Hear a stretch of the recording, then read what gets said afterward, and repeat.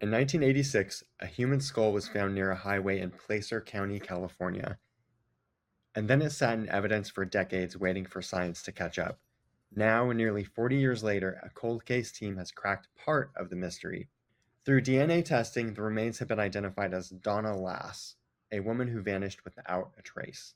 But while the discovery brings a long-awaited closure to her family, it also opens the door to deeper questions. Where was Donna all these years? What really happened to her? And could her disappearance be tied to something even darker? Underwear, alcohol, syphilis, murder, forbidden.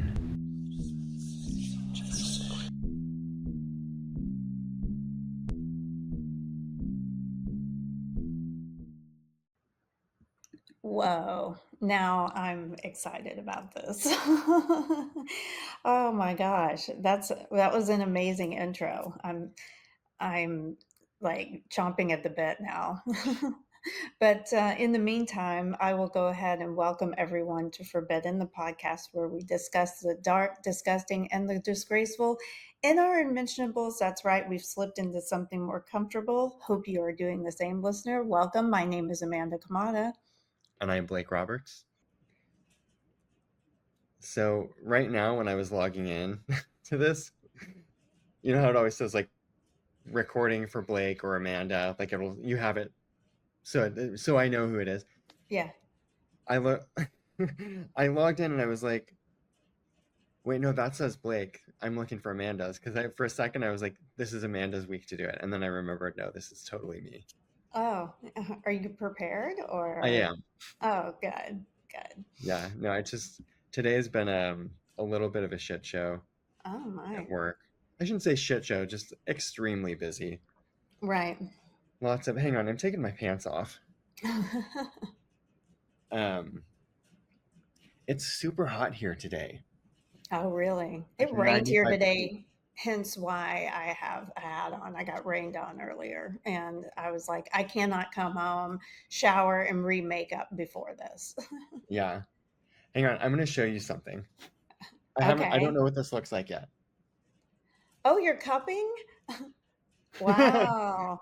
He That didn't looks tell me. He just started really. doing it. Oh my God. Yeah. I've never had that done. I've heard it's very nice. I don't Yeah, know. I've never had it done either. I We'll see how it. Heels. Yeah, You just look like you got a bunch of hickeys on your back. maybe that's what they are. Just really big hickeys, They're symmetrical big hickeys. ginormous. You Um, haven't looked at it yet? no, Like what it but like looks I like? rushed to get out of there so I could get back here and record. Your hair is all messed up after a massage. My hair's all fucked up from that massage, and also I'm bruised all over the back. Thanks, cupping. Yes, Um, cupping. And this is our series Unsolved. Some mysteries fade with time, others refuse to be forgotten. Let's examine the evidence, explore the theories, and ask the questions that still demand answers. yes. No solutions for anything ever. No, no. So, spoiler alert, it's unsolved. Yeah, in case you get confused later. Yes. Donna Ann Lass was just 25 years old when she went missing on September 6, 1970. She had just rented an apartment in South Lake Tahoe, and when she went missing, was a first aid nurse at the Sahara Tahoe Casino in the neighboring town of Stateline, Nevada. She was born on November 3rd, 1944. At the time she disappeared, she was about 5'4", weighed around 135 pounds, and had blonde hair and blue eyes. So Donna was residing in South Lake Tahoe after moving from the Bay Area, where she had worked as a registered nurse at Letterman General Hospital at the Presidio. Is that how you say that? Mhm. At the Yeah. Presidio in San Francisco. The young nurse was looking forward to spending a second night in her new apartment at the Monteverde apartment complex. So she had literally just moved into this. I found I love when I find conflicting articles, especially on older stories. In one, it sounded like she had just moved there, and in another, it sounded like maybe she had had another like temporary place to live before. Okay. Um, because she went missing in September, but it sounds like she actually moved there earlier in the summer. Anyway, So her life was in transition at the time. yes, it was in transition. New job, new apartment. Like, she was excited. Like, Yeah. whole new town, um, new wine. Let me take a sip of this rosé real quick. I'm parched. According to a February, ooh, that's delicious. Mm. According to a February 1971 article from the Sacramento Bee, it was believed that she was last seen with a young-looking blonde man near, quote, near the apartment she had rented the day before and never lived in. So even that statement, right? Never Yeah. lived in, and then the other article I had, you know what? I should share my sources, but I'll do it at the end. Um, the other article I had said it was her second night there, so maybe they meant it was her second night renting the apartment because she actually hadn't stayed there yet. I don't Gotcha. know. I don't know if that's really relevant to the story or not. Um, I just wanted to call it out. Her car was found parked at her apartment, but she was never seen leaving the Sahara Tahoe casino. All of her personal belongings were left behind at her home, except her purse and the clothes she was wearing the night she disappeared. The next day, an unknown male called her landlord and employer, saying Lass wouldn't be returning due to a family emergency. The family stated there had been no emergency, and the Wow. call was determined to be a hoax. Investigators kept the skull stored for years, waiting for the day when forensic technology could assist in the identification. Eventually, the sheriff's office and the Placer County District Attorney's Office formed a cold case team, and the skull was sent off for testing. A DNA profile was created and matched one of Lass's family members who had previously volunteered a sample to keep on file.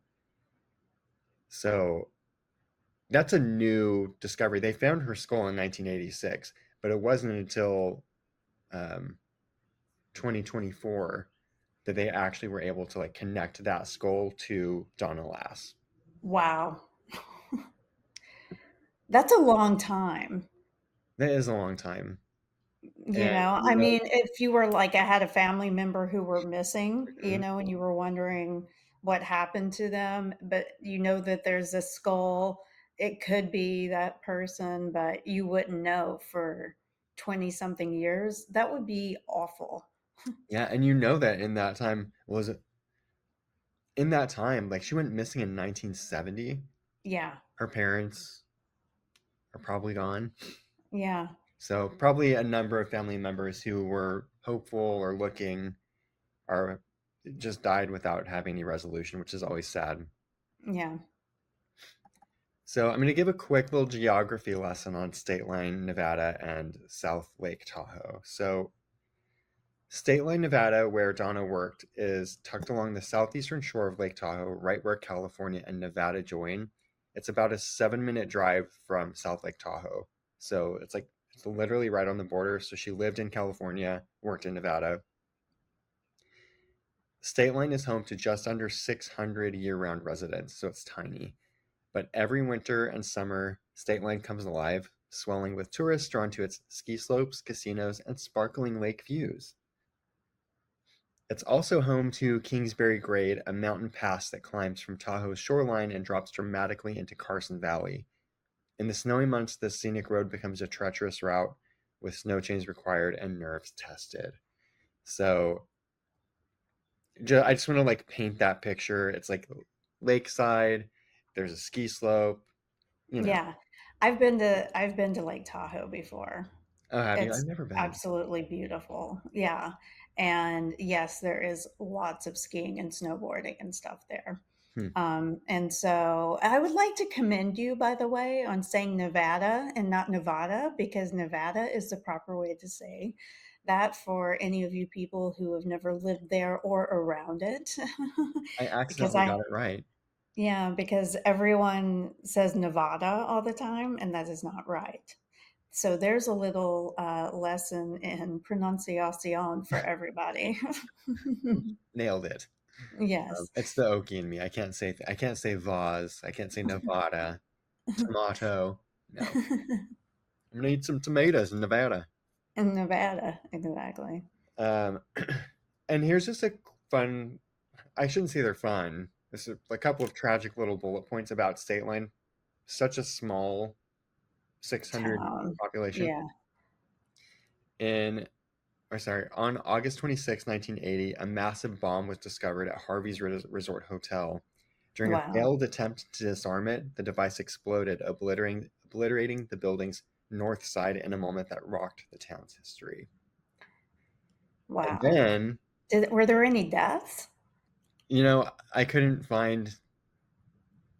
Specific, I yeah, just I I've found never like heard that of that. quick bullet, and I didn't look into it because it wasn't really about that. But it's like fun. Right. Yeah, that is a fun fact. And then here's one that you will remember. In January 1998, Stateline made headlines again. Sonny Bono, beloved musician and politician, and former Cher sidekick, tragically lost his life while skiing alone on an intermediate slope at Heavenly Ski Resort. Yes. So, uh, That's the ski resort I went to, oh, Heavenly. really? Yeah. Mhm. So just a couple little things, but I digress, as I like to say. All right, so Donna Lass, working the late shift, makes her final logbook entry at 1:45 a.m. From what I could gather, um, the medical staff at the casino was required to log, I believe, every time they had what do you call it? Like a client? What do you call that? Patient? A patient. I was like a customer, a A patient. customer? That's the word. A user? A user. Yeah, they were required to log in at multiple points throughout their um, shift. Mhm. So 145 makes her final logbook entry. Her pen trails off the page mid-sentence, and Donna disappears without a trace. So in the And logbook, she's like signing out, and the pen just continues off the page. wow. Like she never finished signing it. So it was like something happened right And then. there were no cameras around, it's 1970. Right. She left behind personal belongings, which included an open letter, a soiled uniform. I don't know what that means. Mm, Sounds way grosser than it probably is. yes. And that ominous scribble on the logbook page. But no witnesses, no screams, no signs of struggle, just silence and, Chloroform. and questions that would haunt her family for decades. Now, over 50 years later, a theory resurfaces, one that points a chilling finger at one of the most infamous serial killers in American history, the Zodiac. Retired detective Harvey Hines, who spent nearly 20 years of his life chasing answers, believes Donna Lass was abducted and murdered by the Zodiac. Hines wasn't alone in that. Donna's sister, Mary, and nephew Don stood beside him, carrying hope, grief, and a binder full of evidence that they believe tells the truth. Hines described the scene with eerie detail, the abandoned nurse's station, the unfinished note, and the quiet that followed. He suspects Donna was taken from her workplace, and he's not the only one. Law enforcement admits the possibility through Sergeant Tom O'Connor at South Lake Tahoe PD, who was quoted as saying, "There are suspicions that Donna Lass was a victim of the Zodiac, but we haven't actually ever established that she was murdered." So,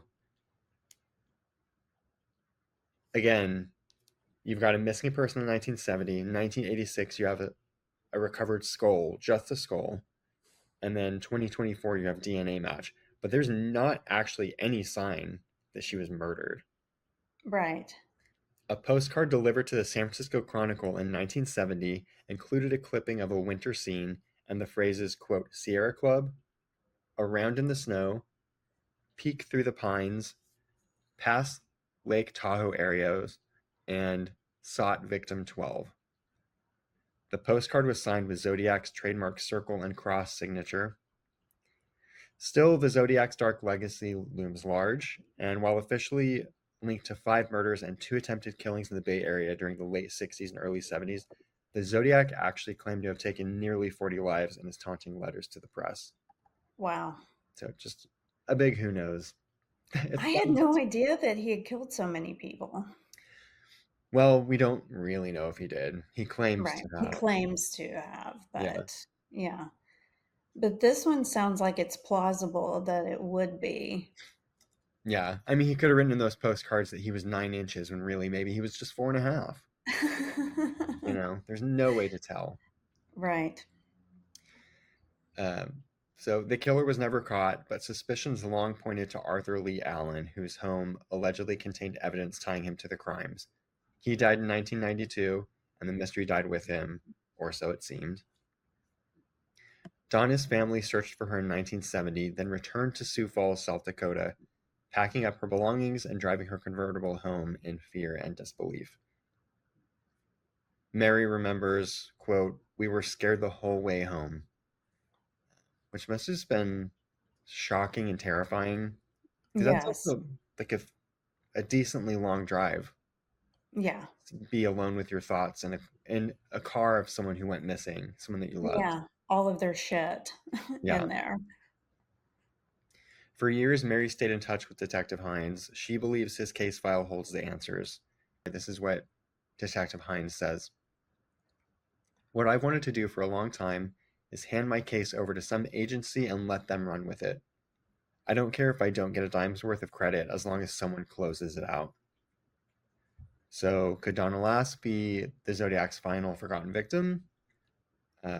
Or let's listen to another theory. This is another famous one that's potentially connected.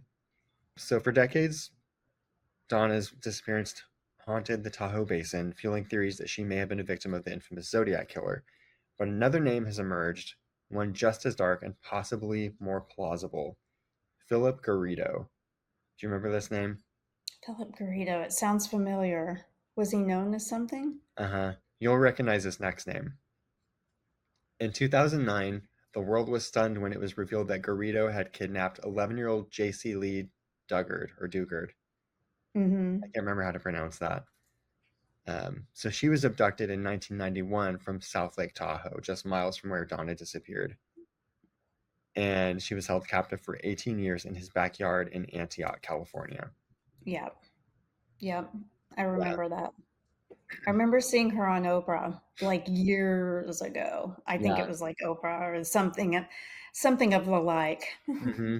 some sort of talk show or 2020 maybe, or some when 2020 wasn't all crime.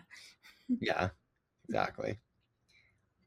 When Donna's sister, Mary Pilker, heard the news, her mind immediately went to her sister's long, cold case. Quote, "As soon as I heard about the case, I thought this could be related to my sister's disappearance." And the timeline's chilling. Garrido moved to Reno at the age of 19, the same year that Donna Lass vanished. Wow. Just 6 years later, in 1976, he kidnapped a 25-year-old woman, also from South Lake Tahoe, and brought her to a Reno warehouse he had outfitted as a den of assault. It was equipped with rugs, sex toys, a spotlight, a projector, and a broken door lock. Whoa. Police interrupted the crime in progress. An hour before that kidnapping, Garrido had attempted to abduct another woman from a nearby parking lot. Wow. According to former Reno detective Dan de Marinville, hope I pronounced that correctly, who worked the 1976 case, Garrido was calm, composed, and disturbingly prepared. Quote, "He was a tall, nice-looking young man, but he was one sick puppy.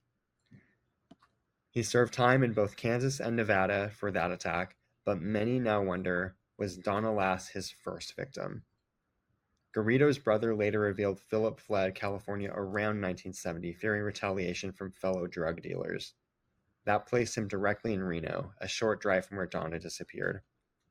Her sister Mary has been trying to get South Lake Tahoe police to investigate this potential connection. Lieutenant Les Lavelle, the El Dorado County Sheriff's Office, called Donna's disappearance a case that has haunted the Tahoe Basin for 39 years, and acknowledged that Garrido's presence in Reno at the time might be a promising lead. Authorities are now examining Garrido in connection with other cold cases, including the murders of several women and girls throughout California. So, two theories, two monsters, one missing woman. The Tahoe Daily Tribune shared the following statement from the family. "The family of Donna Lass is very grateful for all the efforts of the South Lake Tahoe Police Department, Placer County Sheriff's Office, and others that have worked to help find our beloved Donna over the past 53 years. The recent identification of Donna's remains has provided some long-awaited closure to our family. Donna, a 25-year-old registered nurse, was a beautiful, responsible, caring, and compassionate person who remains deeply missed by her family and friends. We remain hopeful that ongoing investigative Yeah. ongoing investigative endeavors will yield additional information and ultimately justice for Donna. We continue to ask that anyone who has information regarding the disappearance of Donna Ann Lass contact the South Lake Tahoe Police Department. And that is the unsolved story of Donna Ann Lass. Wow. Which one are you leaning towards, Zodiac or the other?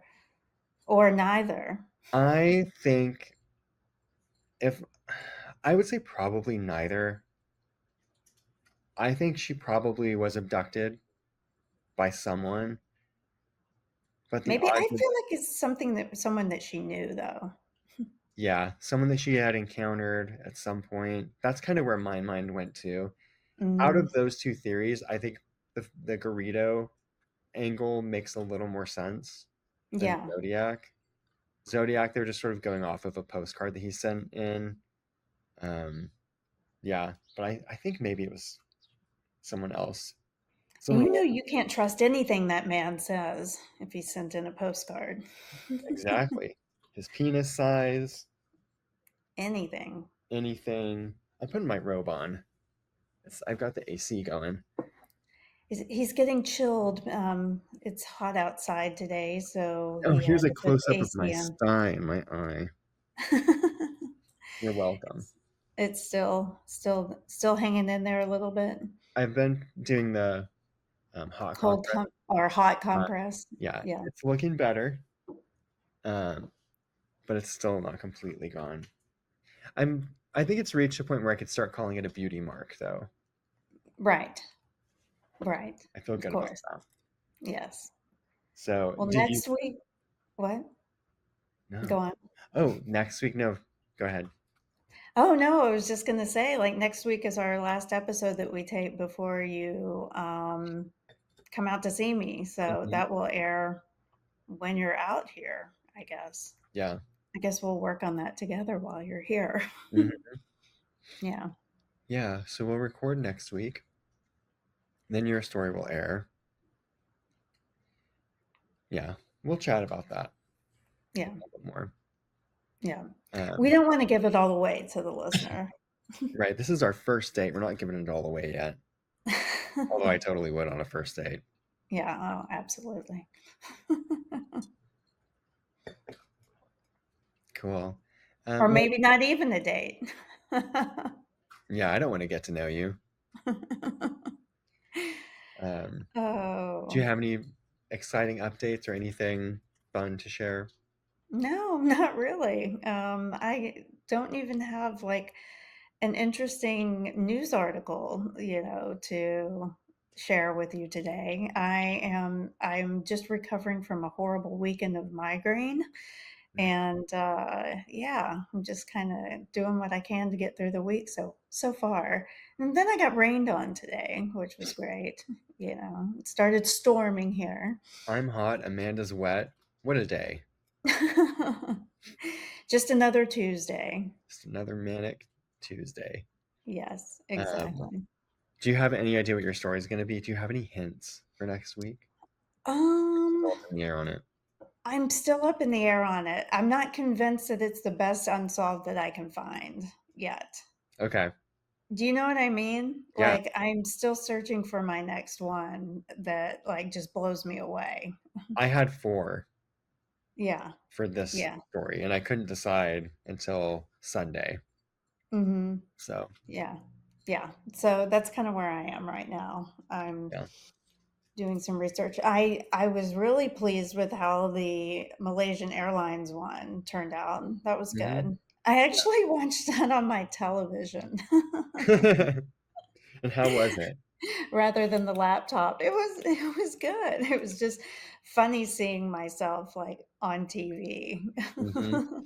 as opposed to, like, a laptop or my phone, which is usually where I watch it from.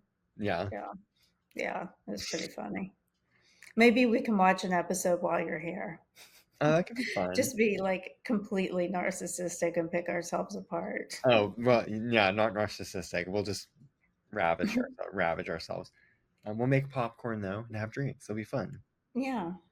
when we dismantle our confidence. What can we change on camera? I know. Well, where can people continue to do all the things? Well, they can continue to listen to us on Spotify and Apple at The Forbidden Pod, and you can continue to watch us on YouTube if you do so. I think it's the funnest way to listen, quite frankly, but YouTube at The Forbidden Pod. Send us your story ideas, feedback, nudes, etc. To hello at theforbiddenpod.com and visit our website, www.theforbiddenpod.com. We will have new content up very soon, particularly because we have a Miami photo shoot coming up. So, no more recycled photos. New content and nude content. Yes, new If and you play your nude. cards right. We've we've got a lot of interesting things up our sleeves in Miami. So, I'm excited to share it all with you when the time comes. Yeah, it's gonna be a Yeah. blast. Yeah. Cool. Oh my God, I feel like I hear somebody arguing in my courtyard or something like that. Uh-oh. I don't know if you can hear that, but Uh-uh. it sounded like two people were like yelling at each other, or else somebody was just talking really loud. I don't know.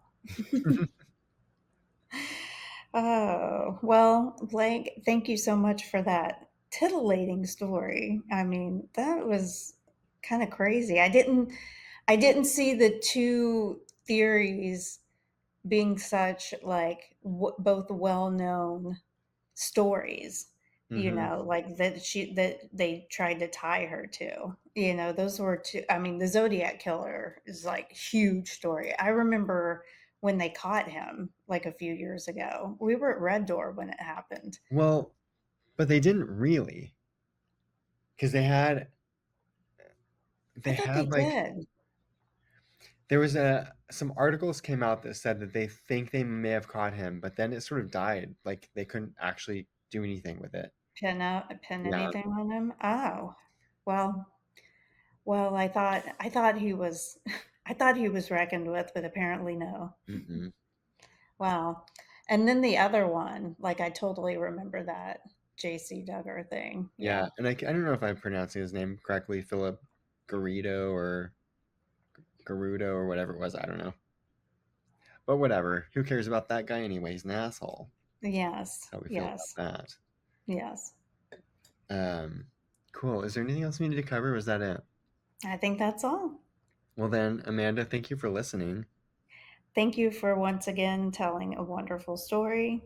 And listeners, as always, we thank Yeah. you.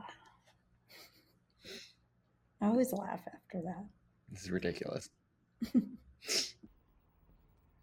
Hi there, this is future Blake jumping in because I realized I forgot to record my sources. My sources are xtube.com/fisting. Oh, wait, sorry, wrong list. sfgate.com, an article from nbcnews.com, mtdemocrat.com, latimes.com, southtahownow.com, a clipping from San Francisco Examiner, March 27th, 1971, and an article from Reno Gazette Journal. Thank you.